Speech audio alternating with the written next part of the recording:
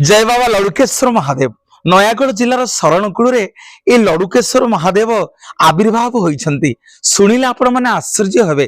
गोटे काली गाई प्रत्येक दिन आसे लड़ु बाबा उपरे तार क्षीर को श्राव करे। गोटे नदी बही जाइछि से निकट रे, ता ना होछि आज्ञा कुसुमी नई। कुसुमी नई आरपटे गोटे गाँ होछि हरिहर प्रसाद। ए हरिहर प्रसाद गोटे गौड़ पुओ प्रत्येक दिन गाई चराए। तार गोटे काली गाई प्रत्येक दिन कुसुमी नदी पारी हुए भंडार पहाड़ तले थिबा ए घंच जंगल रे ए लड़ु बाबा को प्रत्येक दिन क्षीर पीवा को दिए। किंतु गौड़ गोटे दिन संदेह कला कहीं ए काली गाई क्षीर दौनी। पछे पछे आसिला गाईर लांज धरिकी कुसुमी नई पार होला। देखिला सतकु सत से कलामुगुनी पत्थर उपरे काली गाईटा प्रत्येक दिन आज्ञा क्षीर दउची। गौड़ जेतेबेले बाड़ेवा को उठिला से गाई की गाई सेठू दौड़िकी पळेला। रहीगला तार खोरा चिन्ह।